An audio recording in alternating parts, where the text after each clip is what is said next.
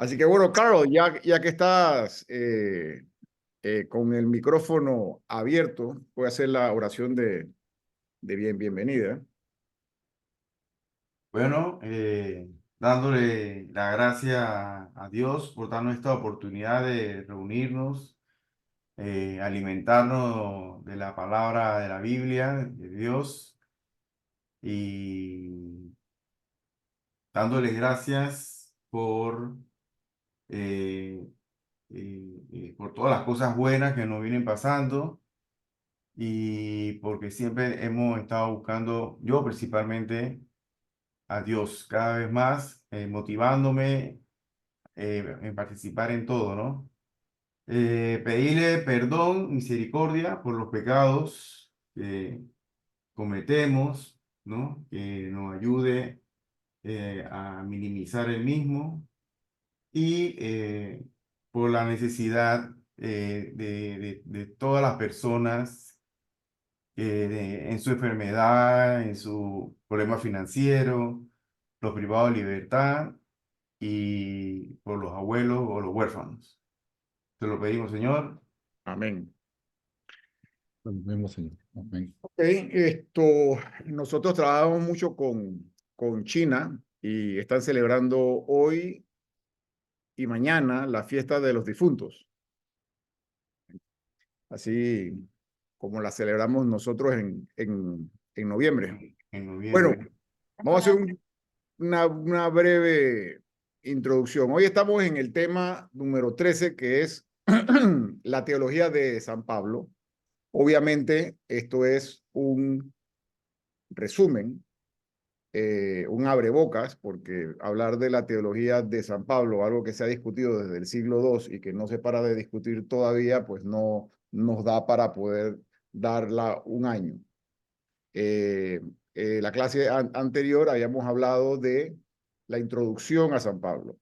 Vamos a recordar algunos puntos que son importantes para poder entrar entonces en el tema de la teología de San Pablo. Número uno, los primeros escritos del Nuevo Testamento son las cartas de San Pablo. Son anteriores a los evangelios. Y son cartas que se escribieron a comunidades específicas en un momento específico de la historia para solucionar un problema específico de esa comunidad. Entonces era algo que se estaba haciendo en tiempo real. Los evangelios ya son más reflexiones teológicas de la vida de Jesús contada a través de la tradición de los que se reunieron después de la resurrección que acabamos de celebrar. Pero los escritos de Pablo, estas cartas de Pablo, sobre todo las 7 cartas que son auténticas, que para saber cuáles son esas 7, se pueden ir al tema 12. Las 7 cartas que son auténticas, pues Pablo nunca pretendió que fuesen publicadas. Lo que pasa es que en el siglo II, todas estas iglesias que forma Pablo, ¿okay? En el llamado segundo viaje misionero, que en realidad es el único viaje del cual tenemos nosotros noticias por estas cartas, se le llama también la misión Egea, porque se hace alrededor del mar Egeo. Estas cartas, estas comunidades nacen con mucho vigor en el siglo II y forman, digamos, un gran núcleo de lo que sería después llamado la Gran Iglesia. ¿Okay? Entonces, las comunidades paulinas tenían mucha fuerza. Y las comunidades paulinas tenían mucha fuerza porque no solamente se hablaba, sino que, y sobre todo, se vivía el mensaje. Pablo, a diferencia de los apóstoles, de los 11 y bueno, y 12 después que reemplazaron a, ¿cómo se llama? A Judas, no conoció a Jesús. O sea, la primera diferencia entre Pablo y los 12 originales, o después que reemplazaran a Judas. Pablo no conoció a Jesús. Y la segunda diferencia es que Pablo es un judío, pero un judío helenista, un judío que está influenciado por la cultura griega, a diferencia de los apóstoles originales, porque Pablo nace en Tarso, y Tarso viene de una comunidad que está en lo que se llama la diáspora, que son los judíos que salen de Israel y van a comerciar a otros lados del imperio. El imperio contaba con muy buenas vías de comunicación y en ese sentido pues era fácil trasladarse de un lado al otro. Como Pablo se va a... y otra diferencia muy importante que hay entre Pablo y los originales apóstoles es que Pablo es una persona que está muy bien estudiada. Según el libro de los Hechos de los Apóstoles, que es una de las fuentes para conocer a Pablo, Pablo estudia a los pies de Gamaliel. Gamaliel era uno de los rabinos más importantes de su tiempo y era nieto de Gilel, que era posiblemente el rabino más representativo junto con Shaddai, que venían del siglo anterior. Entonces, mientras que los 12 eran posiblemente bastante iletrados, Pablo se conocía las escrituras del Antiguo Testamento de memoria. Y esto va a ser bastante importante porque en la medida en que en el segundo viaje, en el llamado segundo viaje misionero de Pablo, Pablo va adaptando el mensaje a medida que se va alejando de Jerusalén. ¿A qué me refiero con esto? En la medida en que Pablo se va alejando, siguiendo la vía Ignacia, que es la que llevaba a Roma, pero después hace un corte en el Egeo para bajar a Corinto, no se está claro y no se está de acuerdo el por qué no siguió hacia Roma, que posiblemente fue su intención inicial. A medida que se alejaba de Jerusalén, habían menos judíos en la sinagoga y habían más paganos. Entonces, estos paganos, llamados paganos que no eran judíos, él les llama griegos en algunas de las cartas porque todos estos pueblos estaban bastante impregnados de la cultura griega.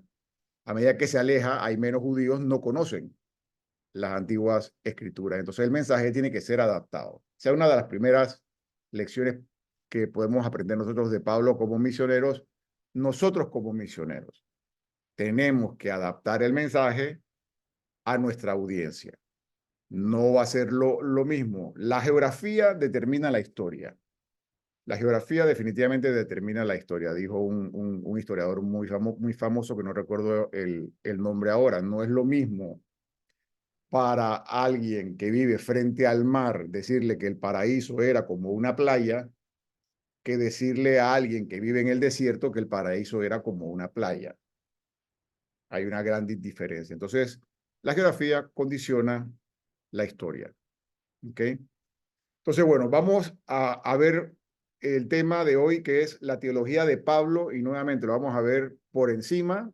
Ya estoy incluyendo pasajes de la Biblia, porque muchos de los que nos oyen en directo o en diferido, pues no la van a abrir, no van a tener la oportunidad de abrirla por las razones que sea, pues ya no hay excusa, porque por lo menos van a oír algo más lo que oigan cuando vayan a misa. De hecho, si ustedes van 3 años seguidos a misa, 3 ciclos completos, le leen posiblemente el 90, 92, 93% de la Biblia. ¿Okay? Hay ciertos libros de la Biblia o ciertos pasajes de la Biblia que no se leen, desafortunadamente. Pero del Antiguo Testamento, ¿no?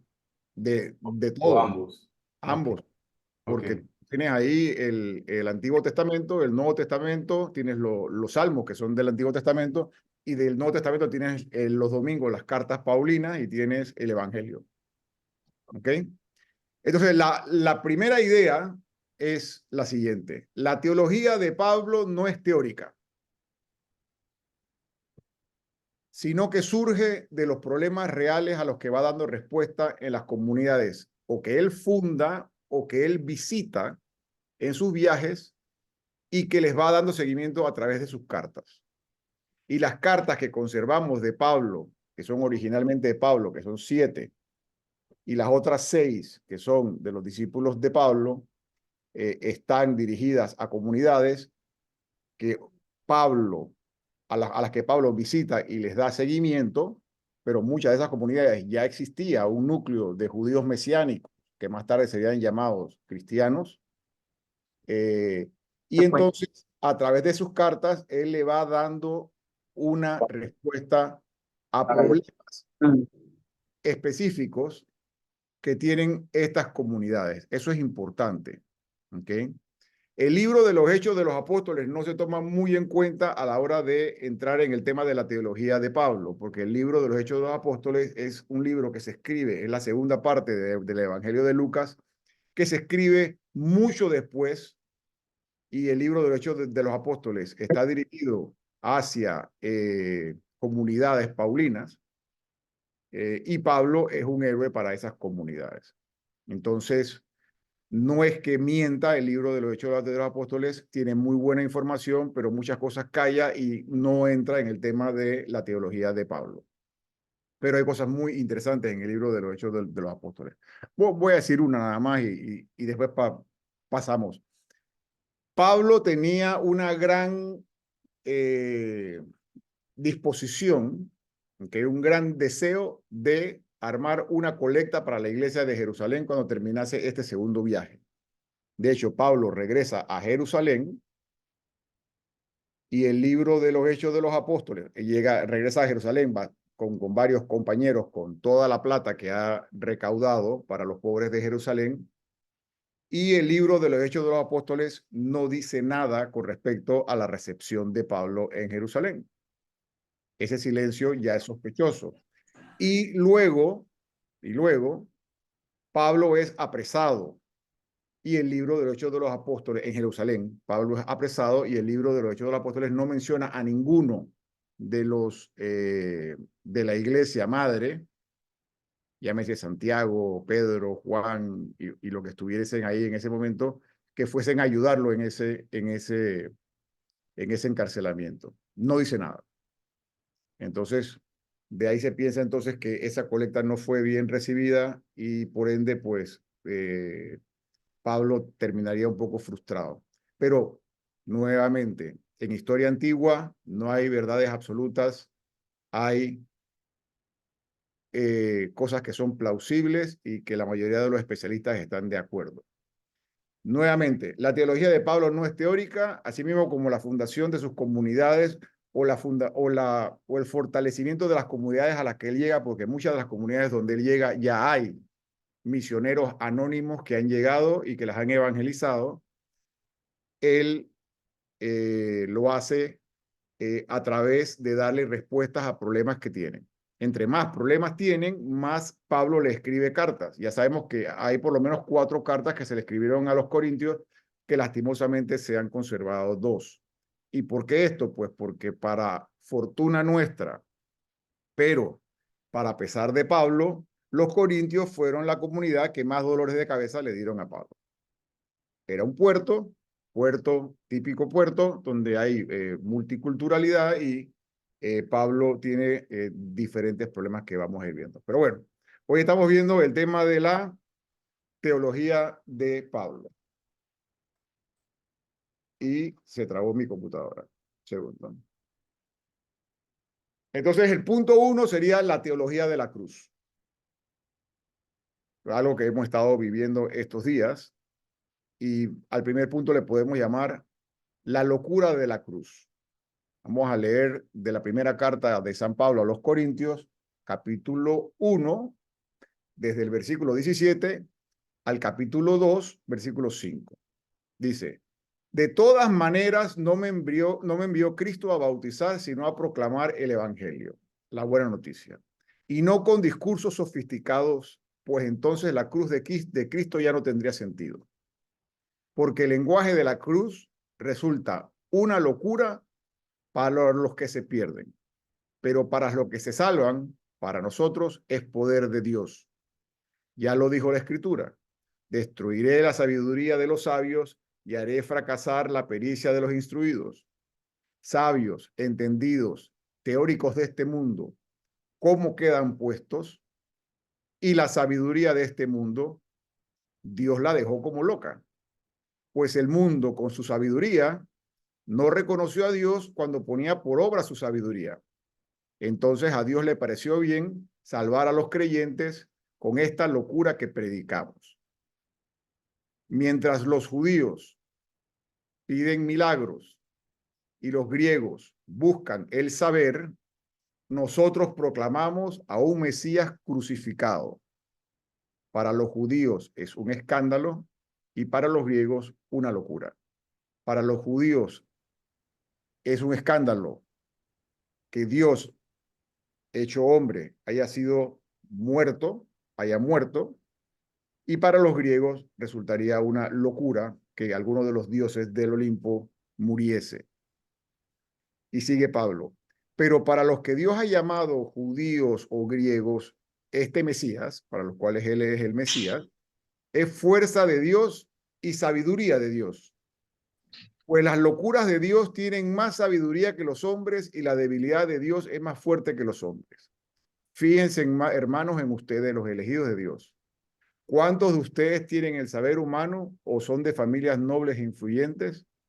Dios ha elegido lo que el mundo considera necio para avergonzar a los sabios y ha tomado lo que es débil en este mundo para confundir lo que es fuerte.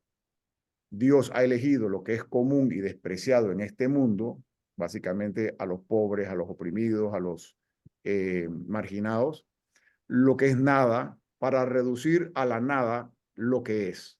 Los que son ricos, los que tienen muchas posesiones, mucho conocimiento y no reconocen entonces el milagro de la cruz, sino más bien sería el escándalo o la locura de la cruz. Y así ningún mortal podrá alabarse a sí mismo ante Dios. Por gracia de Dios, ustedes están en Cristo Jesús.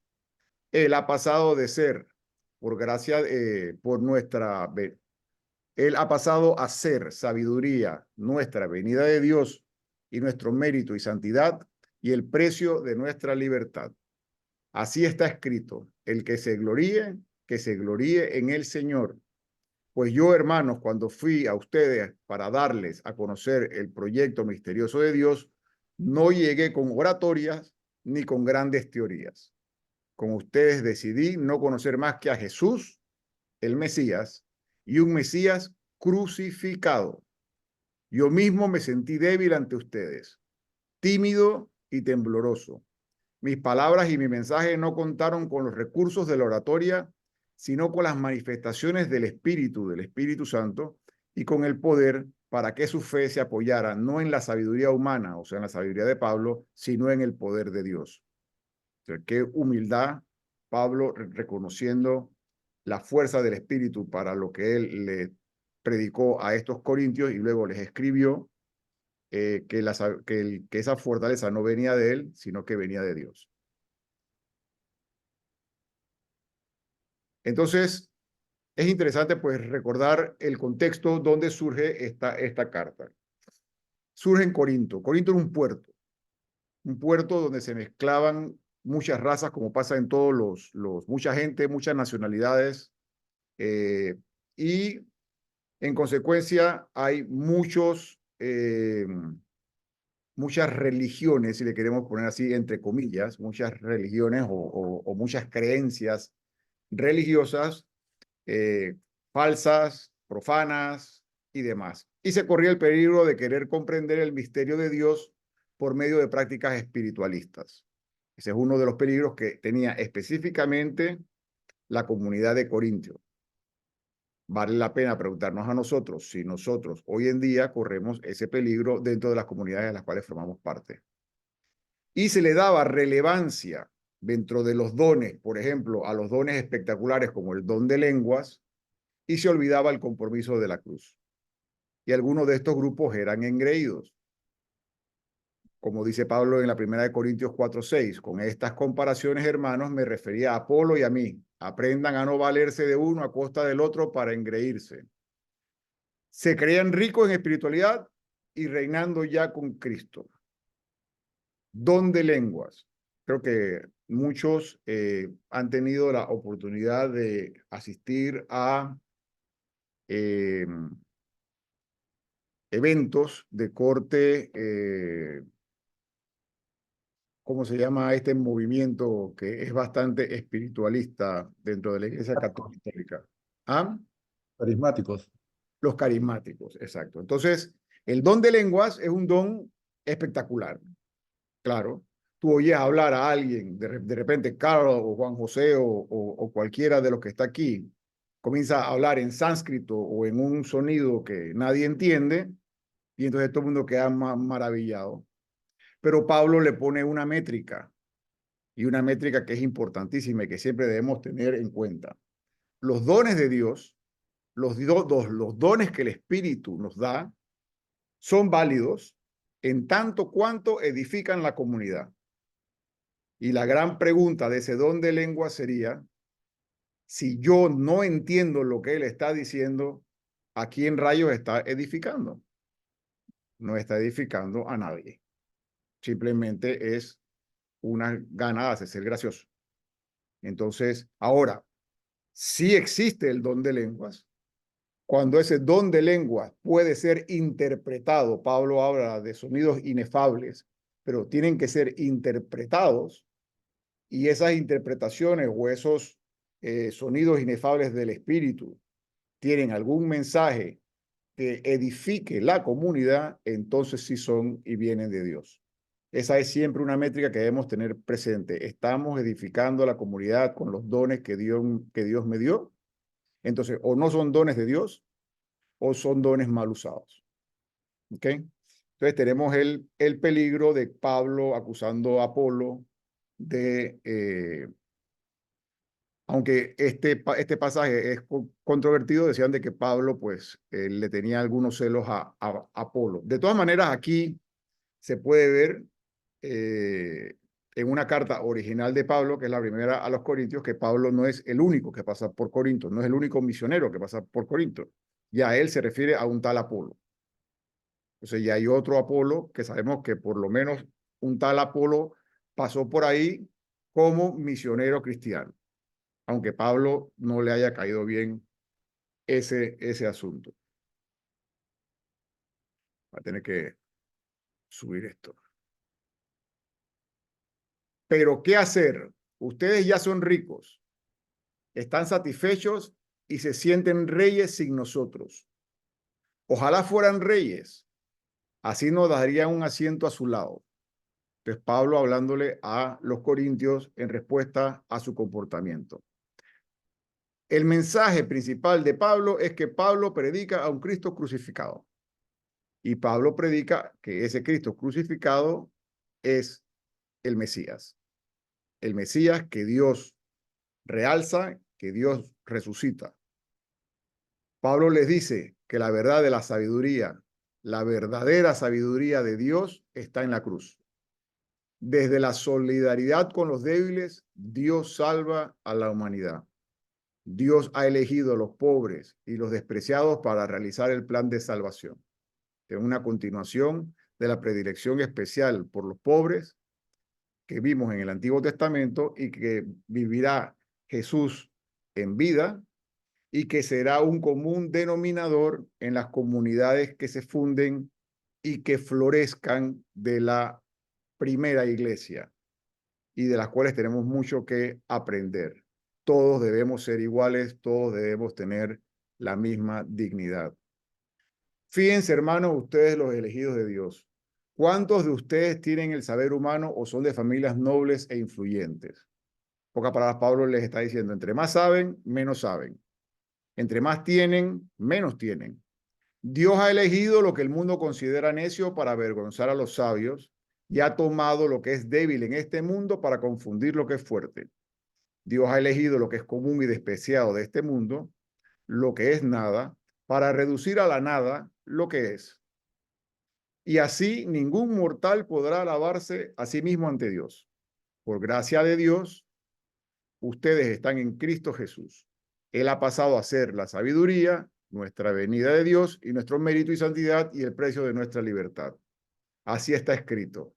El que se gloríe en el Señor. Al Cristo glorioso, al Cristo resucitado, es muy importante recordarse que se accede a través de la solidaridad con el Cristo crucificado. Esto se traduce con los condenados a muerte, con los considerados basura, con los que viven despreciados, con lo más bajo. La muerte en la cruz en la época de los romanos era la peor de las muertes, era la más despreciable de las muertes. Y muchas veces podemos cometer el error en el domingo de resurrección, o como estamos muy felices en la vigilia pascual, y perdernos del hecho que para llegar a la resurrección hay que pasar por la pasión y por la crucifixión. Entonces, esa es la ruta: pasión, crucifixión, vida. Y la crucifixión dada en elementos de nuestra vida. La vida misma nos va dando todas estas cruces con las cuales tenemos nosotros que cargar. Y Pablo aquí lo está explicando. Y le está explicando a esta comunidad porque la comunidad se cree engreída, la comunidad cree que tiene mucho conocimiento, la comunidad se cree gloriosa, pero no está entendiendo que la gloria nuestra viene a través de la crucifixión de un inocente. Y gracias a la crucifixión de ese inocente, porque dijo cosas e hizo cosas, dijo lo que hizo lo que dijo, y fue consecuente, gracias a esa muerte, fuimos nosotros salvados. Continúa Pablo, porque me parece que a nosotros, los apóstoles, Dios nos ha colocado en el último lugar como condenados a muerte. De hecho, de los originales apóstoles, se dice que solamente Juan, dice la tradición, que solamente Juan no muere martirizado. Aunque eso se discute mucho hoy, pero bueno, dice la tradición que solo Juan no muere martirizado. Somos un espectáculo divertido para el mundo, para los ángeles y para los hombres. El mismo Pablo muere decapitado porque era ciudadano romano, como vimos en la clase anterior. Sigo. Nosotros somos unos locos por Cristo. Ustedes tienen la sabiduría cristiana. Nosotros somos débiles y ustedes fuertes. Ustedes son gente considerada y nosotros despreciados. Hasta el presente pasamos hambre, sed, frío. Somos abofeteados y nos mandan a otra parte. Está hablando Pablo de los misioneros de Jesús. Nos cansamos trabajando con nuestras manos. Si nos insultan, bendecimos. Si nos persiguen, lo soportamos todo. Nos calumnian y confortamos a los demás. Ya no somos sino la basura del mundo y nos pueden tirar al basural. Bastante dolido que estaba Pablo con esta comunidad. Se nota mucho el dolor de Pablo con el comportamiento de la comunidad a los corintios cuando le escribe esta carta. Y en consecuencia, una de las conclusiones es que el camino del cristiano es la opción preferencial por los pobres. Esto lo vamos a ver una y otra vez en los evangelios. Esto ya lo vimos en el Antiguo Testamento. Dios tiene una opción preferencial por el pobre, por el que no tiene voz, por aquel que no puede valerse de sí mismo, por aquel que está despreciado, por aquel que en aquel tiempo no podía ni siquiera entrar en el templo. Se creía que estas personas que estaban enfermas o que no tenían nada era por algún pecado que hayan cometido ellos o que hayan cometido sus padres. En la carta a los Filipenses, Pablo hablará entonces de ser pobre con los pobres. Y entonces viene otra de los grandes temas de la teología paulina, que es la teología de la solidaridad. Ahora le está escribiendo a los filipenses, a la comunidad de Filipo. Está pasando por otra situación. ¿Puedo pedirle algo en nombre de Cristo, hablarles del amor? ¿Han recibido el Espíritu y son capaces de compasión y ternura? Entonces denme esta alegría. Pónganse de acuerdo. Obviamente deberían estar en desacuerdo para que él estuviese escribiendo esta carta. Estén unidos en el amor, con una misma alma y un mismo proyecto. Ese mismo proyecto se refiere a la edificación de una misma comunidad. No hagan nada por rivalidad o por vanagloria, que cada uno tenga la humildad de creer que los otros son mejores que él mismo. No busquen nadie sus propios intereses, sino más bien preocúpense cada uno por los demás. En la medida en que nos preocupamos por los demás y servimos, las cosas comienzan a salir mejor para todos. Tengan unos con otros las mismas disposiciones que estuvieron en Cristo Jesús. Él, siendo de condición divina, no se apegó a su igualdad con Dios, sino que se redujo a la nada, tomando la condición de siervo y se hizo semejante a los hombres. Y encontrándose en la condición humana, se rebajó a sí mismo, haciéndose obediente hasta la muerte, y una muerte en cruz, una muerte muy dolorosa. De hecho, se habla de que Jesús ha tenido que haber muerto bastante rápido. Cuando llegan a partir las piernas ya estaba muerto, porque había tenido que haber sido flagelado y haber pasado por una pasión muy, muy, muy fuerte. El Jesús histórico, y eso es algo que nosotros dejamos pasar por alto muchas, muchas veces. Se rebajó a sí mismo, haciéndose obediente hasta la muerte. Ok, seguimos en el 9.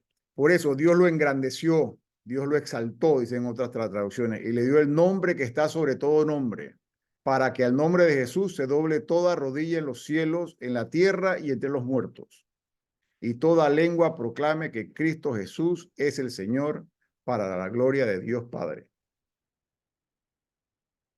Pablo escribe desde la cárcel en Éfeso, desde una situación de dificultad y de crisis.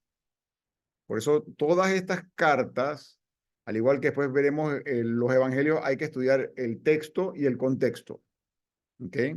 Otro problema relacionado es tener una visión triunfalista de Cristo resucitado, olvidando su solidaridad con los pobres. Eso será un tema recurrente en las cartas, eso será un tema recurrente de la vivencia paulina de las comunidades y de la vivencia de la primera iglesia, y una de las razones por las cuales crece al principio.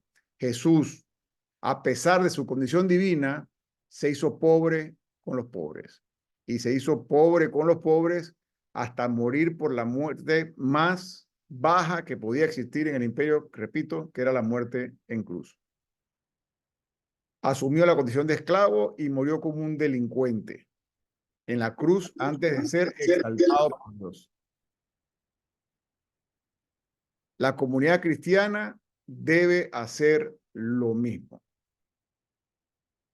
Continúa Pablo hablándole a los filipenses. Tengan unos con otros las mismas disposiciones que estuvieron en Cristo Jesús. Y concluye Pablo que compartir el espíritu de Jesús es practicar la compasión y la ternura con los empobrecidos y con las víctimas, y no buscar los propios intereses, que sería la exaltación de uno mismo, sino el beneficio de los demás o el abajamiento de uno mismo, como dice él en la carta a los Romanos, que es la última de las cartas que él escribe, preparando su ida a Roma, que ya hay una comunidad allá bastante grande de judeo-cristianos. Nosotros, si realmente somos fuertes, debemos cargar con la debilidad de quienes no tienen esa fuerza y no buscar nuestro propio agrado. ¿Okay? Entonces es repetitivo el compartir el espíritu de Jesús, es practicar la compasión y la ternura con los empobrecidos y con las víctimas. Nada de lo que tenemos nosotros, nada de lo que somos nosotros es porque no lo merecemos. Todos somos pecadores y todos hemos sido salvados por el abajamiento de Jesús, que teniendo la misma naturaleza que Dios, se hizo hombre, y siendo hombre sufrió hasta las últimas consecuencias por haber vivido su mensaje. Estas primeras comunidades, como iremos viendo posteriormente en la iglesia primitiva, para ver si podemos sacar algunos elementos de esa primera iglesia, seguirán este ejemplo. Obviamente no la perfección, y por eso es que Pablo lo está corrigiendo, porque ninguno de los que estamos en esta tierra somos perfectos. Dice Pablo a los romanos, nosotros, si realmente somos fuertes, debemos cargar con la debilidad de quienes no tienen esa fuerza y no buscar nuestro propio agrado. Otra cosa importante, Pablo, la carta a los romanos es la última de ese viaje egeo, y son de las cartas que conservamos. De esas 7 cartas es la última. La primera de Tesalonicenses es la primera.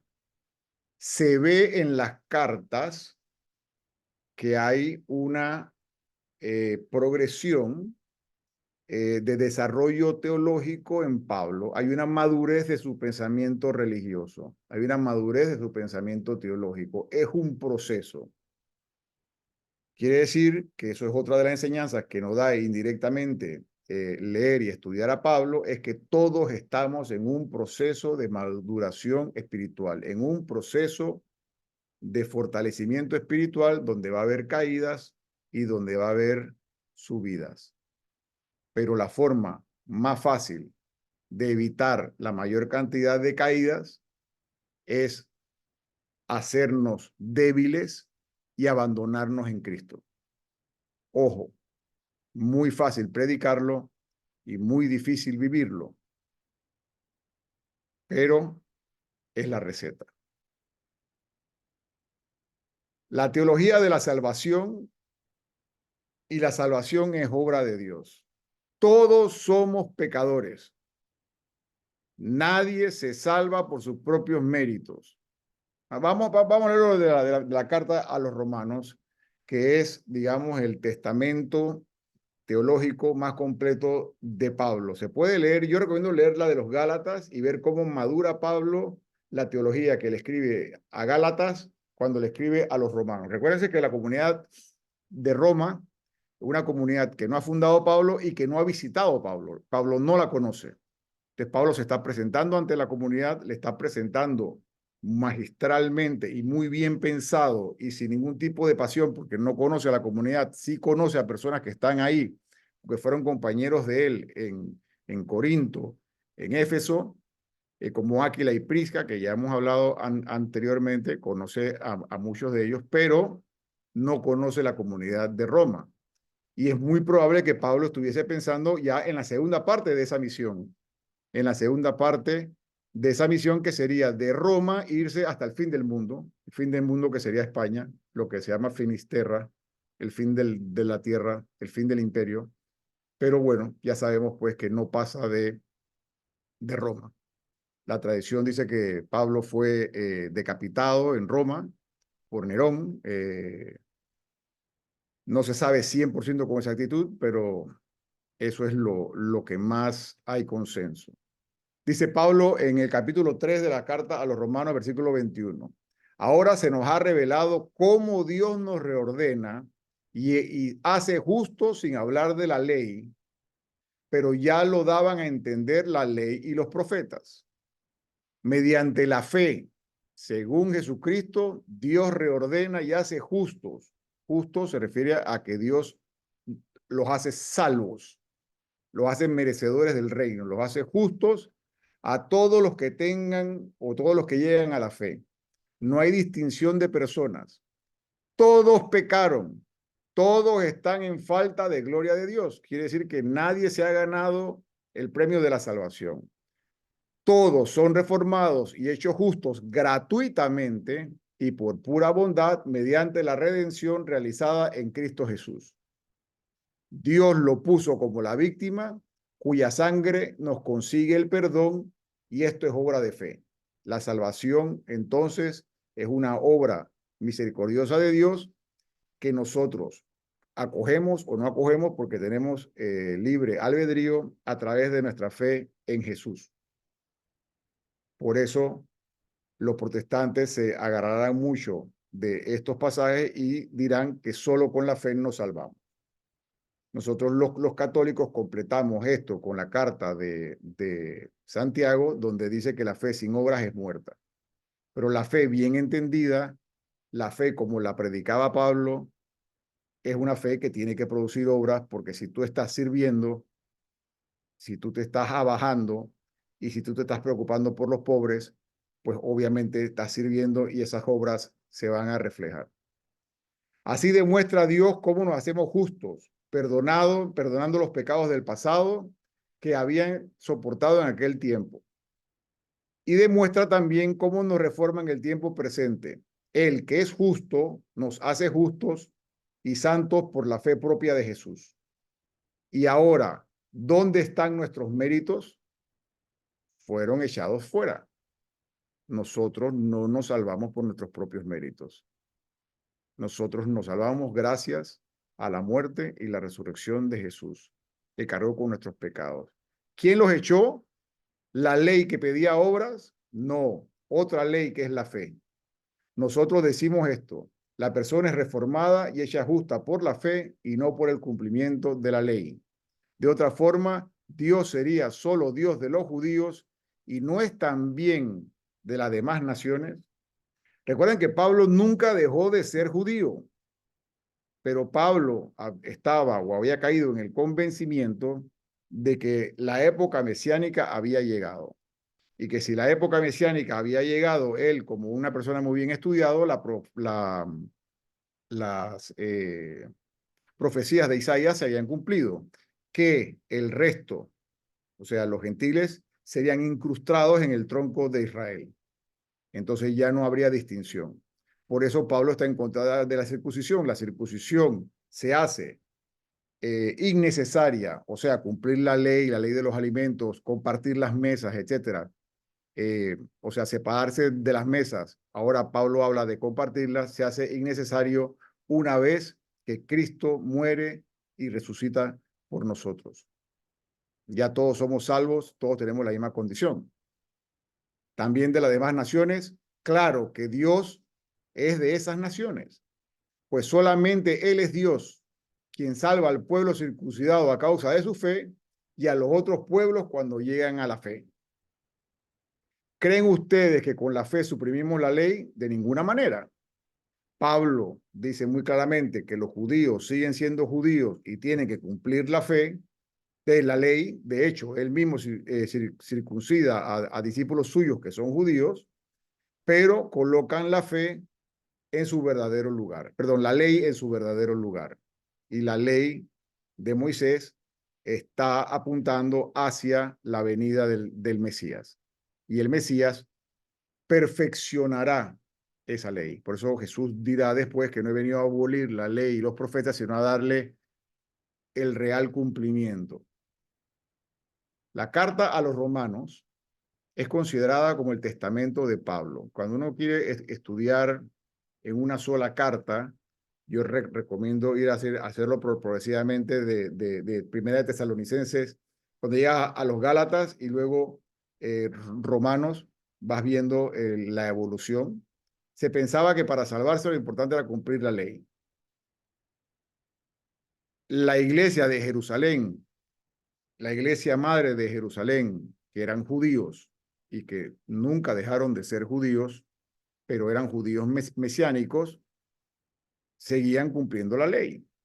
Se seguían circuncidando, se seguían lavando las manos, no comían los alimentos prohibidos. Pablo le dice que los judíos sigan siendo judíos, pero que los que no son judíos no se pueden obligar a ser judíos, sino que esos judíos están igualmente salvos, justificados por la fe en Jesús. Para Pablo, todos estamos en pecados antes de la muerte y es gracias a la muerte y la resurrección de Cristo que somos salvados. Dirá Pablo en el capítulo 3, versículo 20, porque en base a la observancia de la ley no será justificado ningún mortal ante Dios. El fruto de la ley es otro, nos hace conscientes del pecado, nos hace conscientes de los mandamientos que estamos violentando. Pero ¿qué nos salva? La muerte y la resurrección del Mesías. Justamente lo que estamos celebrando en esta octava. Y para ser un poco más, pues para seguir un poco más redundante con lo que estamos diciendo, somos salvados por Jesús y no por la ley. Y Pablo responde con la teología de la justificación. La justificación significando la salvación. Somos justificados por nuestra fe en Jesús. No buscamos nosotros a Dios, Él nos busca a nosotros. Él siempre ha estado con nosotros. Nosotros tenemos que reconocerlo, nosotros tenemos que verlo para podernos salvar, creer en Él. La salvación no es por nuestros méritos, sino que es un don gratuito de Dios. O sea, que nadie puede vanagloriarse de ser el más santito, porque nadie ha hecho los méritos suficientes en este mundo para salvarse, sino que es un don gratuito de Dios. Nos salva porque Él es bueno, porque Él nos quiere, porque Él nos ama, como dirá San Juan en la primera carta, no nosotros. Lo único que nos pide es fe en su Hijo Jesús. La religión no consiste entonces, muy importante, en normas y preceptos, sino ser agradecidos con Dios y actuar en consecuencia. Ser agradecidos con Dios y actuar en consecuencia. ¿Cuál es ese actuar? En consecuencia, nuevamente, hacernos solidarios con todos aquellos que están marginados por alguna razón. El Evangelio nos lo recordará. ¿Cuándo hice esto? Cuando tuve hambre y me diste de comer. Cuando tuve sed y me diste de beber. Cuando estuve desnudo y me vestiste. Cuando estuve encerrado y me visitaste. La muerte y la resurrección de Jesús nos reconcilia con Dios. Después vamos a abrir a preguntas. Sigue Pablo. Cuando éramos enemigos, fuimos reconciliados con él por la muerte de su hijo. Con él es con Dios. Sí, todos estos él deberían estar en mayúscula, disculpen. Con mucha más razón, ahora su vida será nuestra plenitud. No solo eso, nos sentiremos seguros de Dios gracias a Cristo Jesús, nuestro Señor, por medio del cual hemos obtenido la reconciliación con Dios. O sea, hay un antes y un después. Conclusiones de que podemos ir sacando de la teología de Pablo. Hay un antes y un después de Cristo muerto y resucitado, donde por la fe en ese Jesucristo muerto y resucitado, el cristiano recibe el Espíritu para vivir una vida nueva, como hijos de Dios, en un tiempo de lucha contra el pecado. Y en un tiempo de lucha contra el pecado, que así como Pablo le está escribiendo a los romanos en el siglo I, si seguimos en esa misma lucha hasta nuestros días. Y seguirá esa lucha hasta el fin de los tiempos. Ahí me encuentro con una ley. Cuando quiero hacer el bien, el mal se me adelanta. En mí el hombre interior se siente muy de acuerdo con la ley de Dios, pero advierto en mis miembros otra ley que lucha contra la ley de mi espíritu y paso a ser esclavo de esa ley del pecado que está en mis miembros. El hombre tiene una propensión más natural hacia el pecado, hacia la vida fácil, hacia la gratificación inmediata que le llamarían hoy en día los psicólogos modernos. Pero esa no es realmente la felicidad. Esa no es realmente la salvación, esa no es realmente la vida en paz. Para Pablo hay un antes y un después de la muerte y la resurrección de Jesús. Y nos salvamos, estamos felices, estamos en paz, porque creemos en ese Jesús muerto y resucitado y recibimos su espíritu. Y al recibir ese espíritu y nos volvemos hijos de Dios, todos tenemos la misma dignidad. Y al todos tener la misma dignidad, no podemos permitir, si somos fieles creyentes de esto, que hayan otras personas que estén viviendo otras realidades infrahumanas y que no fueron consideradas en el plan original de Dios. Vimos en el Antiguo Testamento cómo el plan original de Dios se rompe cuando el hombre quiere ser Dios, no cuando el hombre se abaja y deja a Dios ser Dios y a Dios darte el don de la salvación a través de la muerte y la resurrección de Jesús. En ese sentido, entonces somos hijos e hijas de Dios, o hijas e hijos de Dios, lo dirá Pablo en Gálatas, que es la teología del bautismo. Todos somos iguales, porque todos pecamos y todos hemos sido salvados gracias a la sangre del Cordero. Todos hemos sido salvados gracias a la muerte y la resurrección de Jesús. Y nuestra fe en Él es la que nos salva.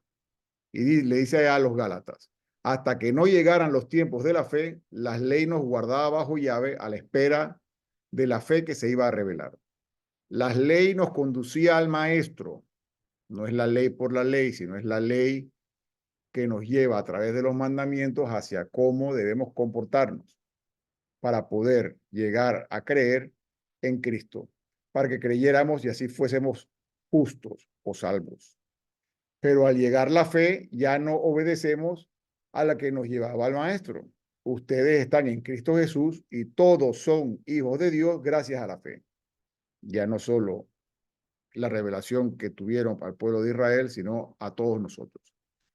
Todos se han revestido de Cristo, pues todos fueron entregados a Cristo por el bautismo.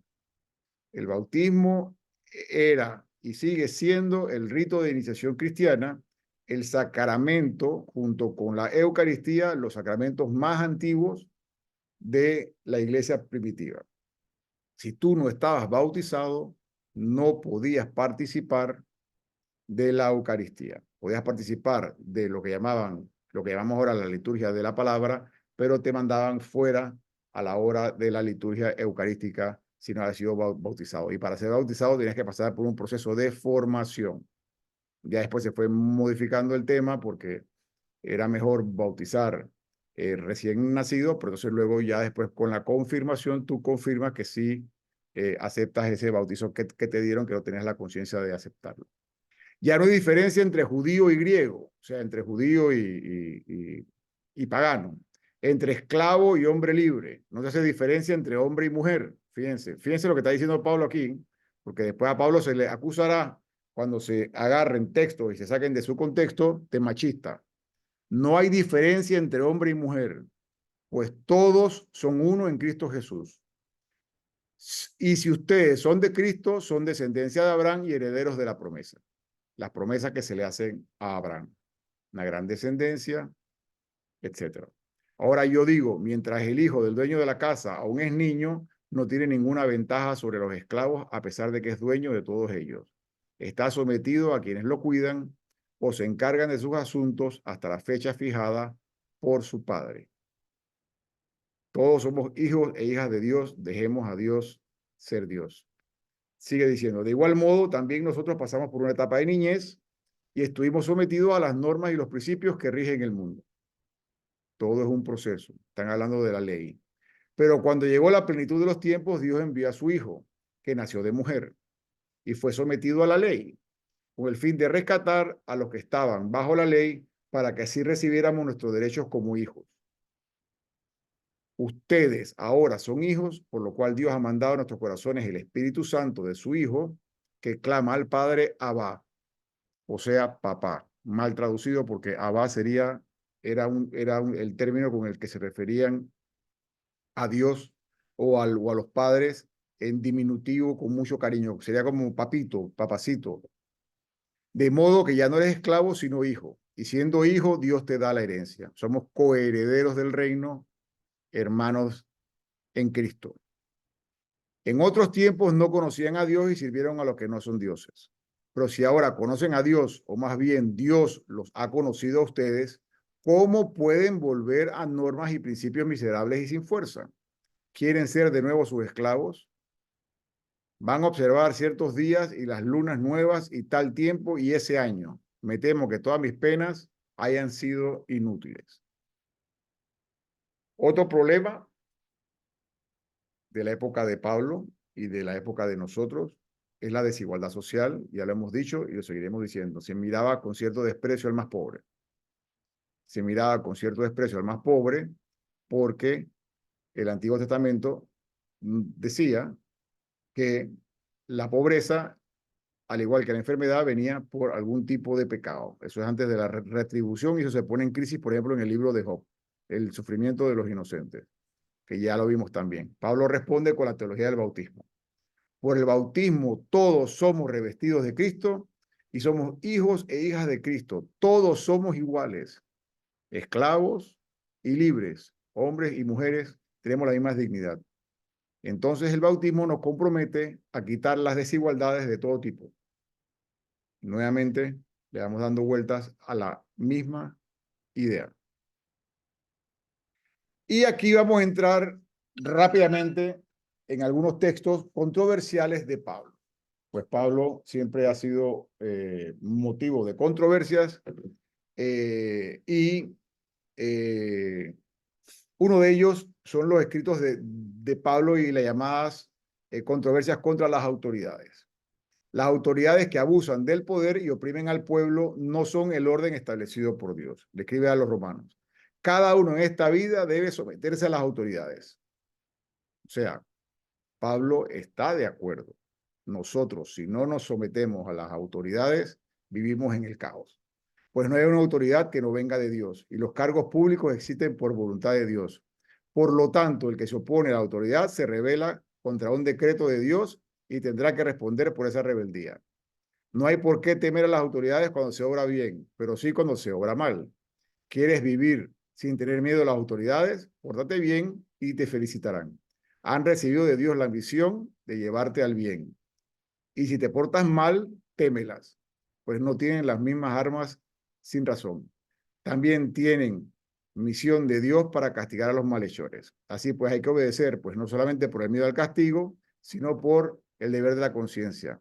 Por la misma razón, hay que pagar los impuestos y deben considerar a quienes cobran como funcionarios de Dios.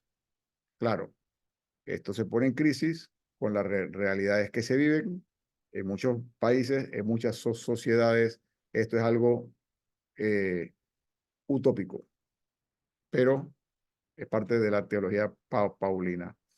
Y otro tema controvertido de Pablo, se habla mucho de Pablo como sexista, Pablo como antimujeres. Dice en la primera carta a los Corintios, haga como se hace en todas las iglesias de los santos, que las mujeres estén calladas en la asamblea. Se sacan estos textos de su contexto. No les corresponde tomar la palabra, que estén sometidos como lo dice la ley. Y si desean saber más, que se lo pregunten en casa a su marido. Es feo que la mujer hable en la asamblea. Está Pablo hablando en un contexto.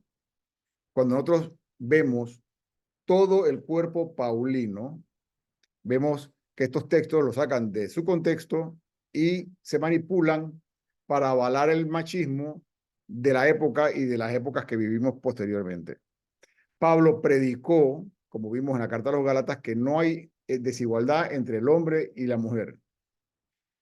Y como podemos leer en la carta a los romanos, en la comunidad de Roma y en muchas de las cartas que Pablo escribe, las mujeres tuvieron cargos importantes en las comunidades. Por ejemplo, les recomiendo a nuestra hermana Febe, era diaconisa de la iglesia de Cencreas. Esto está más avanzado que nosotros no podemos tener diaconisas. Recíbanla bien, como debe hacerse entre cristianos y santos hermanos, y ayúdenla en todo lo que necesite, pues muchos están en deuda con ella y yo también. Saluden a Prisca y Áquila. Prisca es la mujer de Áquila, los colaboradores de él. Estos colaboradores de él estuvieron con él en Corinto, donde se los encontró, y estuvieron con él en Éfeso. Y se dirigía a ellos como Áquila y Prisca. Cuando le escribe a los romanos que ya ellos han vuelto a Roma porque el edicto que se había dictado por Claudio ya había expirado porque Claudio había muerto, ahora habla al contrario y siempre se pone a la persona más importante primero. Entonces, en la comunidad cristiana de Roma, Prisca ya tenía una posición más alta que la de Áquila en la iglesia. ¿En qué tipo de iglesia? En la iglesia que se vivían en las casas. Ellos arriesgaron su vida para salvar la mía. Yo les estoy muy agradecido y lo están también las iglesias del mundo pagano, nuevamente Corinto y Éfeso. Saluden también a la iglesia que se reúnen en su casa. Las iglesias primitivas se reunían en casa, eran comida entre hermanos, comida entre amigos. Saluden a mi querido Epéneto, el primer convertido cristiano en la provincia de Asia. Saluden a María, que ha hecho tanto por ustedes. María era una servidora pública, le está escribiendo estos saludos a la comunidad de Roma. Saluden a Andrónico y a Junia, mis parientes y compañeros de cárcel. Son apóstoles muy conocidos y se entregaron a Cristo antes que yo. Y siguen los saludos y vemos en todas estas cartas y en estos saludos más de 40 nombres. Así que vemos que la evangelización, para terminar, no es obra de una sola persona, sino es obra de una comunidad en acción. Preguntas.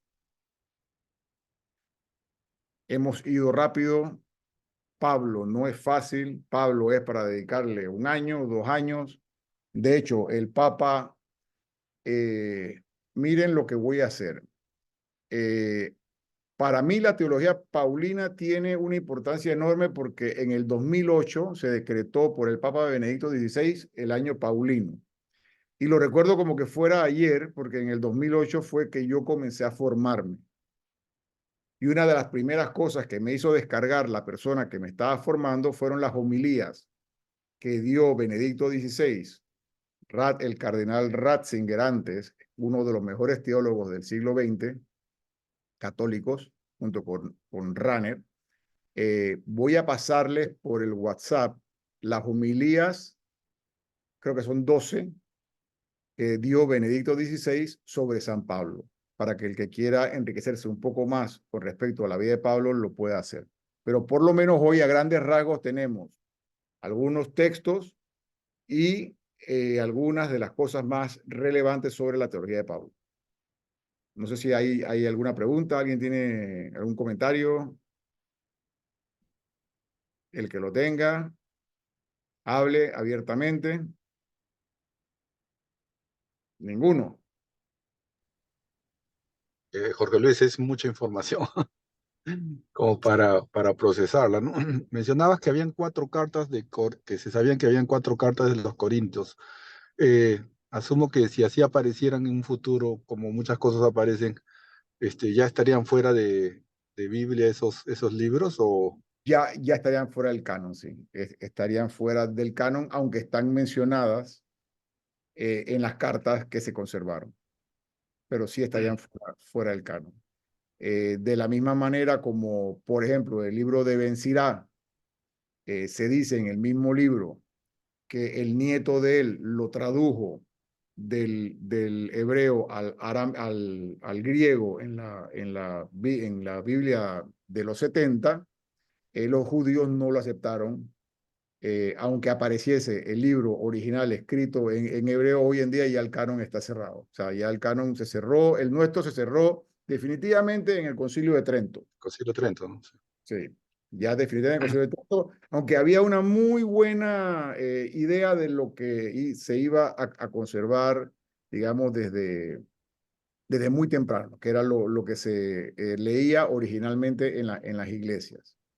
Pero sí se consigue, y ojalá se consiguiesen. Eh, Serían de muy interesante lectura para poder conocer más dolores de cabeza que le dieron los corintios a Pablo. Y los cristianos judíos, ellos que eran descendientes judíos que se habían hecho cristianos, ¿esa rama existe o ya desapareció completamente? Porque tuvieron hijos y supongo que fueron cristianos, o se perdió completamente en esa rama de judíos, digamos, los hábitos judíos, o todavía existe algún grupito pequeño que sigue teniendo esas costumbres. ¿Sabes algo de eso? Hay judíos mesiánicos hoy en día. Sin embargo, nunca debemos olvidarnos que el cristianismo, o sea, Cristo no era cristiano. Cristo, Jesús de Nazaret, era judío.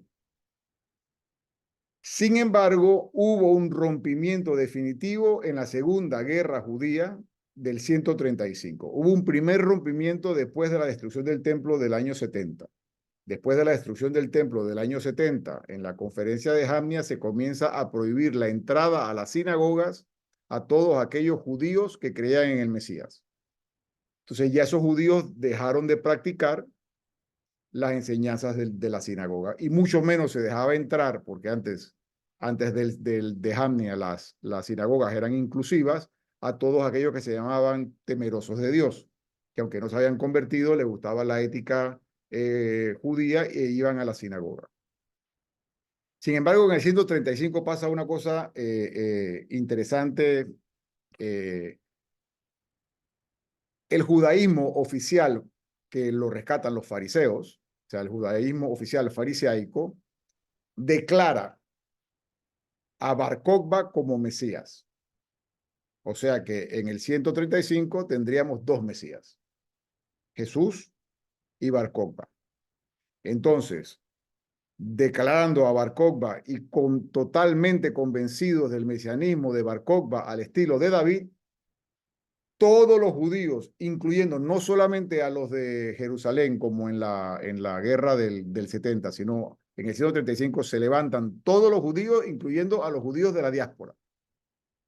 Cuando se levantan todos los judíos, incluyendo a los judíos de la diáspora, en lo que llaman la segunda gran guerra judía, donde Bar Kokhba era considerado el Mesías, los judeocristianos o los que creían en el Mesías dijeron: yo no participo de esa guerra.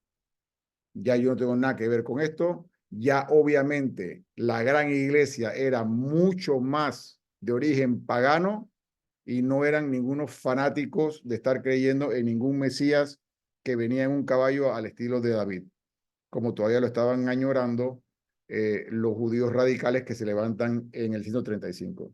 Y ahí se considera entonces el rompimiento ya oficial en que cada uno coge por su lado.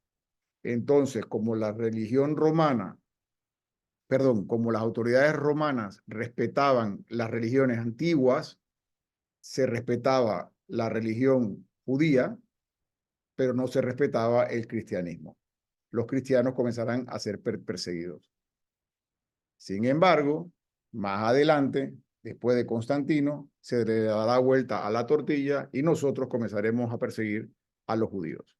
Y eso siempre será así, que estaremos de perseguidera en perseguidera, mientras nosotros creamos que tenemos la razón y que somos los únicos que somos salvos. Dios vino por todos. No solamente vino por 1.200 millones de católicos, ni por 2.000 millones de cristianos, sino que vino por todo el mundo. Entonces Dios vino a salvar a todos y es Dios de todos y todos somos hermanos. El día que entendamos eso, se acabaron las guerras. Claro, mucho más fácil decirlo que hacerlo. ¿Por qué? Porque la política entra de por medio. Pero sí, en el siglo 35 ya se reconoce oficialmente la ruptura. En los evangelios que se escriben después del 70, ya se ve la tensión que hay con los judíos en los evangelios, porque esos están hablando de los fariseos después de Jamnia. Yo sé que es bastante información, eso lo vamos a hablar cuando veamos un poco de la historia del cristianismo para poder llegar a la iglesia primitiva. No sé si eso contesta tu pregunta, Juan José.